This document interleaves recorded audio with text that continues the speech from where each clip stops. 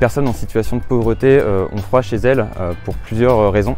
La première raison, c'est les revenus. Plus on a des revenus qui sont faibles, plus c'est compliqué d'assumer ses factures d'énergie et donc plus on va être dans des situations d'impayés avec des risques de coupure de courant sur l'énergie ou alors on va adopter des comportements de restriction voire de privation de chauffage par exemple pour pouvoir payer ses dépenses alimentaires ou juste payer son loyer. Ensuite, il y a le fait de vivre dans ce qu'on appelle des passoires énergétiques, donc des logements qui sont mal isolés et qui consomment énormément d'énergie. Et moins on a de moyens, plus c'est compliqué en fait de pouvoir déménager ou faire des travaux ou même contraindre son propriétaire d'en faire à sa place. Et donc ces personnes se retrouvent piégées souvent dans leur passoire énergétique.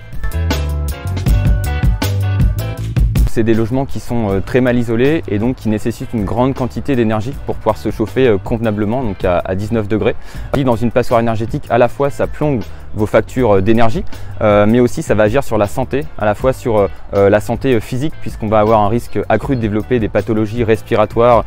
cardiovasculaires ou neurologiques, mais ça va aussi affecter la santé psychologique des personnes puisqu'on va avoir un sentiment de honte de leur maison ou de leur appartement et du coup petit à petit un risque de repli sur soi qui peut mener jusqu'à l'exclusion sociale.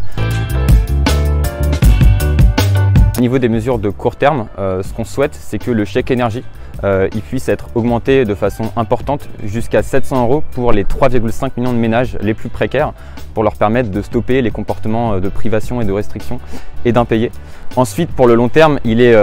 indispensable d'agir sur les passoires énergétiques et donc au Secours catholique, on est pour une obligation conditionnelle et progressive de rénovation des passoires thermiques puisqu'on sait qu'en 10 ans, la précarité énergétique n'a pas baissé et que si on veut respecter nos engagements climatiques, il faut faire quelque chose et il faut aller au-delà de l'incitation. Et donc on est pour que quand il y a une solution technique, financière et sociale sur le terrain, il y ait une obligation de rénovation du logement qui soit mise en place lors par exemple d'une mutation du logement, d'une vente, d'une location ou en copropriété lorsqu'il y a ce qu'on appelle un fait générateur, donc par exemple des ravalements de façade, pouvoir aussi agir sur le côté énergétique.